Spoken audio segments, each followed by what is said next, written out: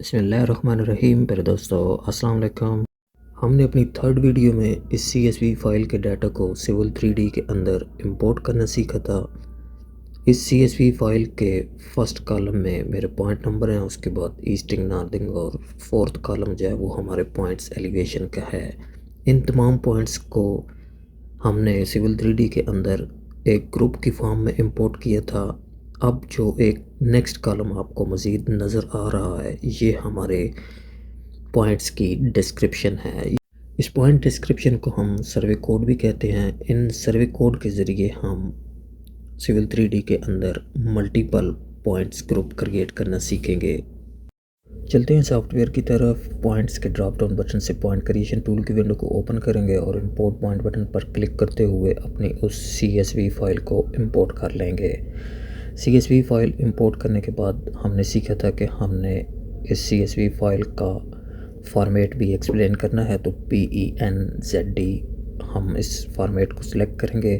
पिछली वीडियो में जब हमने CSV फाइल इंपोर्ट की थी तो उस वक्त हमारे पॉइंट्स की डिस्क्रिप्शन नहीं थी। अब आप देख सकते हैं कि हमारे तमाम पॉइंट्स की डिस्क्रिप्शन हमें शो हो रही है।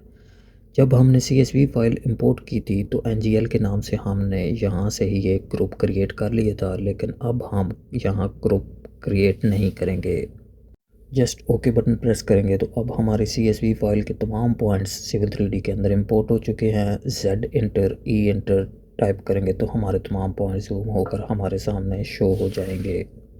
पॉइंट्स ग्रुप ना बनाने की वजह से आप देख सकते हैं कि हमारे तमाम पॉइंट्स के साथ लेबल, स्टाइल और उनकी डिस्क्रिप्शन शो नहीं हो रही है। प्रोस्पेक्टिव टैब से आप पॉइंट्स ग्रुप के साथ प्लस बटन पर क्लिक करेंगे तो यहाँ हमें ऑल पॉइंट्स का एक डिफ़ॉल्ट ग्रुप ऑलवेज नज़र आएगा।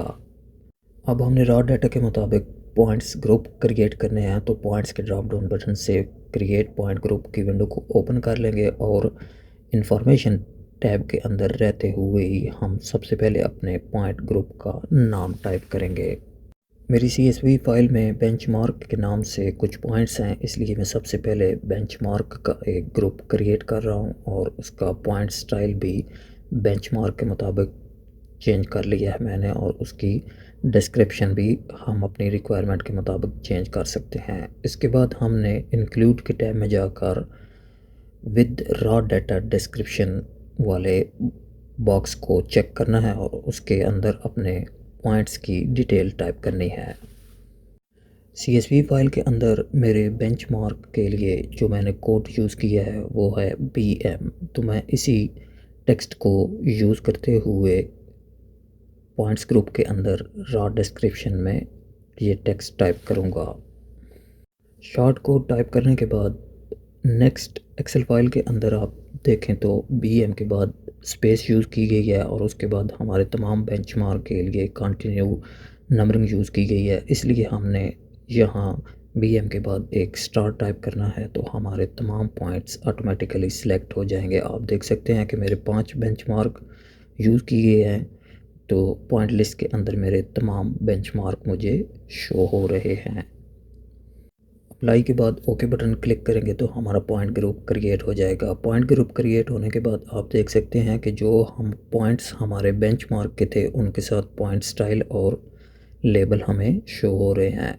ड्राइंग के अंदर क्रिएट होने वाले तमाम पॉइंट्स ग्रुप को प्रोस्पेक्टिव टैब के अंदर हम इजीली देख सकते हैं।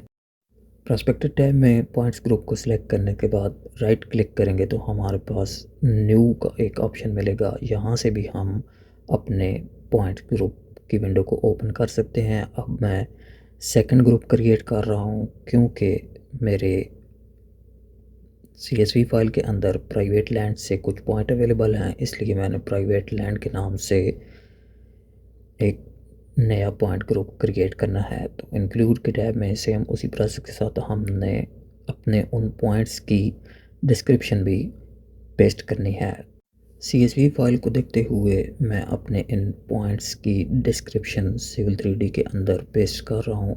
मेरे पॉइंट की डिस्क्रिप्शन p.land है, उसके बाद मैंने स्टार टाइप करना है तो मेरे प्राइवेट लैंड के तमाम पॉइंट्स का एक ग्रुप क्रिएट हो जाएगा। प्राइवेट लैंड के जितने भी पॉइंट्स थे उन सब को सॉफ्टवेयर ने ख़ुद ही ट्रेस करके एक ग्रुप बना लिया है। नेक्स्ट अब हम सेम उसी प्रोसेस के साथ एक और ग्रुप क्रिएट करेंगे जिसका नाम मैंने फेंस रखा है, क्योंकि मुझे पता है कि मैंने कितने पॉइंट्स और किस कोड के साथ रीड किए हैं, तो इसलिए मैं उन सब का एक एक अलग अलग ग्रुप बना रहा हूँ। फेंस डिस्क्रिप्शन की पेस्ट करने के बाद पॉइंट लिस्ट में आप देख सकते हैं कि जैसे कि आपका ग्रुप क्रिएट होगा वो तमाम पॉइंट्स आपको पॉइंट लिस्ट के अंदर शो होंगे। आप देख सकते हैं कि फेंस के नाम से मेरे जो पॉइंट्स थे उनका एक ग्रुप क्रिएट हो चुका है। सिविल 3D के अंदर काम करते हुए पॉइंट्स ग्रुप बहुत अहमियत के हामिल हैं, इसलिए मल्टीपल पॉइंट्स ग्रुप क्रिएट करना आपको आना चाहिए। अब मेरे जो रिमेनिंग पॉइंट्स हैं वो तमाम NGL हैं, इसलिए मैंने NGL के नाम से एक ग्रुप क्रिएट किया है। ग्रुप क्रिएट करने के बाद आप पॉइंट लिस्ट मस्ट भी चेक करें कि आपके पॉइंट सेलेक्ट हुए हैं या नहीं। अप्लाई बटन के बाद ओके बटन प्रेस किया है तो मेरे तमाम NGL पॉइंट्स का ग्रुप क्रिएट हो चुका है। फॉर एग्ज़ाम्पल मैं नेचुरल ग्राउंड डाटा को ऑफ़ करते हुए बाकी पॉइंट्स के ऊपर काम करना चाहता हूं, तो उसकी प्रॉपर्टीज़ में जाकर मैंने उसके पॉइंट स्टाइल और लेबल स्टाइल को नन किया है। तो आप देख सकते हैं कि मेरे वो NGL के तमाम पॉइंट्स डिसअपीयर हो चुके हैं। अब मैं इजीली अपने दूसरे पॉइंट्स ग्रुप के ऊपर काम कर सकता हूं। पॉलीलाइन लेते हुए फॉर एग्ज़ाम्पल मैंने बेंचमार्क को एक दूसरे के साथ लाइन ड्रा करते हुए अटैच करना है, तो मैंने अपने NGL पॉइंट्स को ऑफ़ किया है, तो बाकी तमाम ग्रुप्स मेरे पास अपीयर हो रहे हैं। तो मैं अपने इन पॉइंट्स के मुताबिक इजीली काम कर रहा हूँ। इंशाल्लाह स्टेप बाय स्टेप हम सिविल 3D के हर एक पॉइंट को क्लियर करते जाएंगे। उम्मीद करता हूँ कि मल्टीपल पॉइंट्स ग्रुप को क्रिएट करना आपने सीख लिया होगा और आपको समझ भी आ गई होगी कि मल्टीपल पॉइंट्स ग्रुप किस लिए बनाए जाते हैं।